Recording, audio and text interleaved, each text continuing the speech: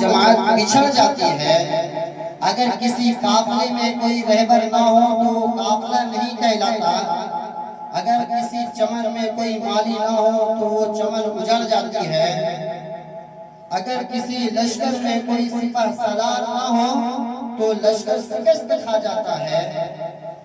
ٹھیک اسی طرح ہر چمن کے لیے ایک مالی کی ضرورت ہوتی ہے، ہر ملک کے حکمراں کی حکمرانی کے لیے ایک حکمراں کی ضرورت ہوتی ہے، ہر قافلہ کے لیے ایک رہبر کی ضرورت ہوتی ہے، ہر جماعت کے لیے ایک امیر کی ضرورت ہوتی ہے۔ ٹھیک اسی طرح ہر جلسہ کے انعقاد کے لیے ایک صدر کا ہونا بہت ضروری ہوتا ہے، کیونکہ یہ جلسے کو محکمہ تحسین تک پہنچانے میں کام انجام دیتی ہے۔ تو آئیے آج بھی اس عظیم الشان جلسے کے صدارت جناب حافظ و قاری محمد پرویز صاحب کے سرپرست میں ہو رہا ہے۔ محترم دوستو،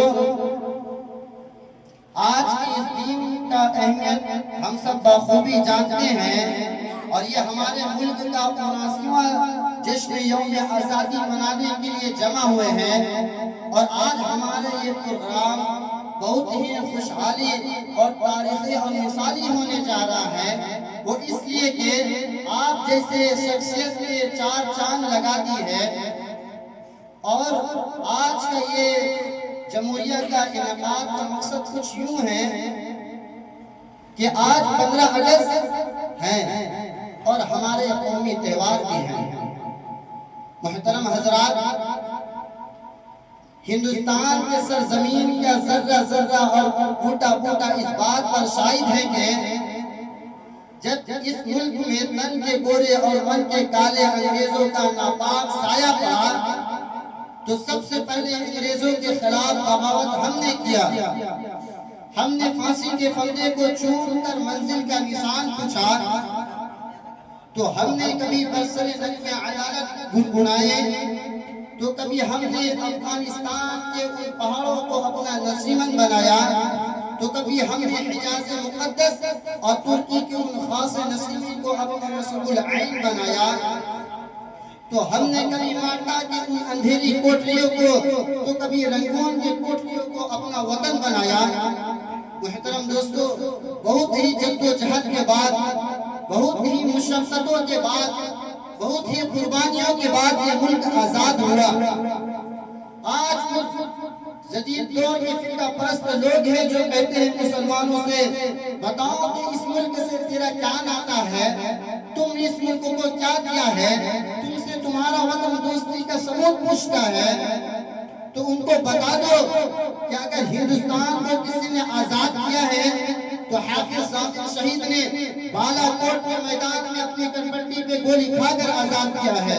اگر ہندوستان کو کسی نے آزاد کیا ہے، سید احمد شہید نے آزاد کیا ہے۔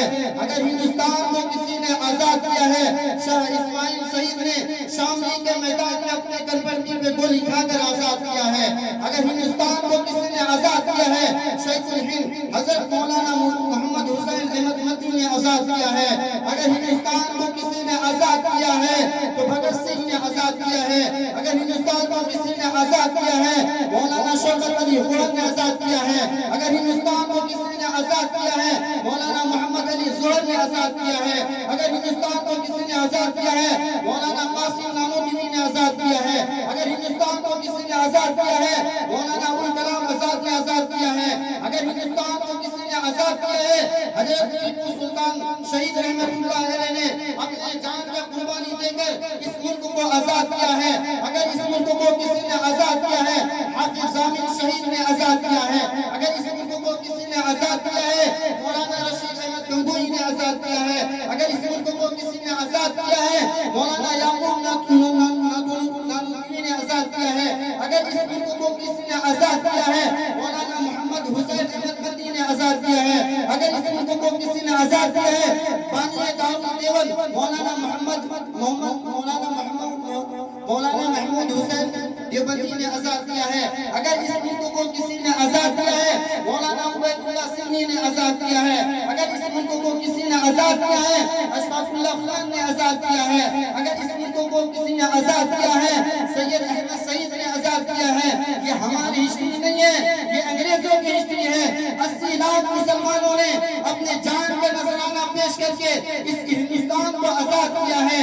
ہم نے کبھی شاملی کے میدان سے لے کر بالا کوٹ کے پہاڑ تک، بالا کوٹ کے پہاڑ سے لے کر شاملی کے میدان تک، شاملی کے میدان سے لے کر خیبر تک، خیبر سے لے کر شاملی کے میدان تک، شاملی کے میدان سے لے کر تھانہ بھون تک، تھانہ بھون سے لے کر دلی کی چاندنی چوک تک ایک بھی ایسا جگہ نہیں باقی تھا جہاں ہمارے علماء کے، ہمارے قائدین کے گردنیں لٹکی ہوئی نہ ہو۔ ہمارے علماء نے اس ملک کو آزاد کرنے کے لیے سور کے خاک میں باندھ کر جلتی ہوئے تندوروں میں پھینک دیا جاتا تھا۔ ہمارے علماء کو اس ہندوستان کو آزاد کرنے کے لیے آگ کے سلاخوں میں داغا گیا۔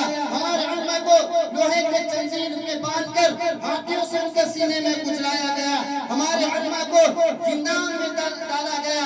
ہمارے علماء کو گھوڑے کے پوچھ پر باندھ کر گھسیٹا گیا اور ان کے لاشوں کو انہیں راستوں میں چھوڑ دیا گیا تاکہ یہ ہندوستان کے عوام کے لیے عبرت نشان بن جائے اور وہ بغاوت نہ کرے۔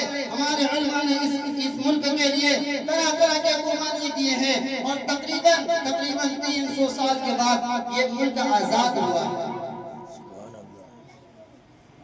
یہ ملک آزاد ہونے میں تقریباً 300 سال کے جد و جہد کرنے کے بعد یہ ملک آزاد ہوا ہے۔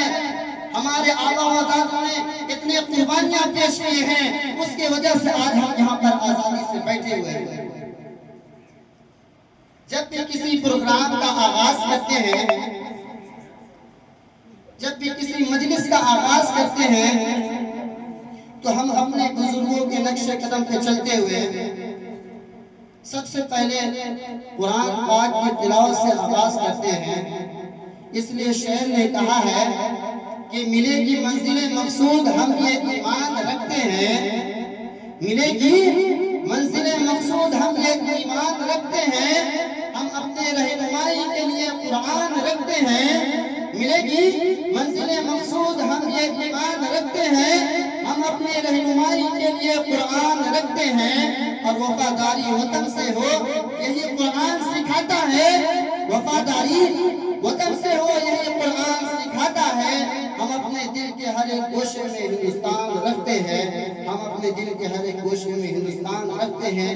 یہ قرآن پاک ایک ایسے عظیم و شان تحفہ دیا ہے اللہ تعالیٰ نے کہ دنیا کے چاند، سورج، ستارے، سیارے اور جتنے بھی نعمتیں ہیں سب نعمت مل کر اس قرآن پاک کے ذرے برابر بھی اس نعمت کا مقابلہ نہیں کر سکتا۔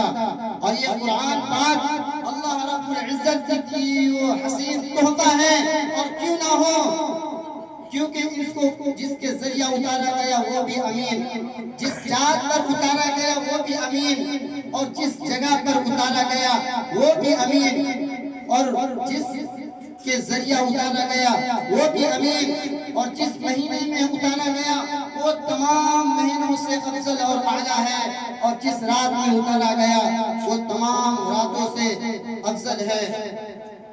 یہ قرآن پاک رب العزت کی طرف سے وہ حسین کرتا تحفہ ہے جو رہتی دنیاؤں کے لیے سراپا ہدایت بن کر آیا ہے۔ یہ قرآن پاک ایک سال کے عرصے میں نازل نہیں ہوا، یہ قرآن پاک تقریباً 23 سال کے طویل مدت میں نازل ہوا، اور اس دور کے بڑے سے بڑے فصحاء، ادبا، شعراء حیران اور پریشان رہ گئے اس کی آیتوں کو دیکھ کر، پتھر دل بھی ان کی آیتوں کو دیکھ کر موم ہو جاتے تھے۔ یہی وہ قرآن ہے جو رہتے دنیاؤں کے لیے، انسانیت کے لیے سراپا ہدایت بن کر آیا ہے۔ یہی وہ قرآن ہے جس کی وجہ سے جن و شیاطین کو آسمان پر جانا بند ہوا ہے۔ یہی وہ قرآن ہے جو رسولوں کو رسالت بخشی ہے۔ یہی وہ قرآن ہے جو امانت داری کا پیغام دیتا ہے۔ یہی وہ قرآن ہے جو شرک و بدعت کا خاتمہ کیا ہے۔ یہی وہ قرآن ہے جو حضرت عمر فاروق رضی اللہ تعالی عنہ کو ایمان نصیب ہوا، یہی وہ قرآن ہے جو ضلالت اور گمراہی کے دلدل میں پھنسے ہوئے لوگوں کو ہدایت کا راستہ دکھایا، یہی وہ قرآن ہے جو ذہنی قوتوں میں اضافہ بخشتا ہے، یہی وہ قرآن ہے جو انسانوں کے لیے سراپا ہدایت ہے، یہی وہ قرآن ہے جو عدل و انصاف کا پیغام لے کر آیا ہے، اور یہی وہ قرآن ہے جس کی وجہ سے پورے دنیا میں نور ملی ہے۔ اسی قرآن کو پڑھنے کے لیے اسی مدرسے حاضہ کے ایک ایسے طالب علم کو دعوت سخن دے رہا ہوں جن سے میری مراد محمد فرحان، حافظ محمد فرحان صلی اللہ علیہ وسلم ہے۔ ان کو آنے سے قبل میں ایک شعر کہنا مناسب سمجھتا ہوں۔ دنیا کی کتابوں میں قرآن چمکتا ہے، دنیا کی کتابوں میں قرآن چمکتا ہے، اور قرآن میں اللہ کا فرمان چمکتا ہے۔ دنیا کی کتابوں میں قرآن چمکتا ہے اور قرآن میں اللہ کا فرمان چمکتا ہے، اور عادت بنا لے جو تلاوت قرآن کی، عادت بنا لے جو تلاوت قرآن کی، اللہ کی نظروں میں وہ انسان چمکتا ہے، اللہ کی نظروں میں وہ انسان چمکتا ہے۔ حافظ محمد فرحان۔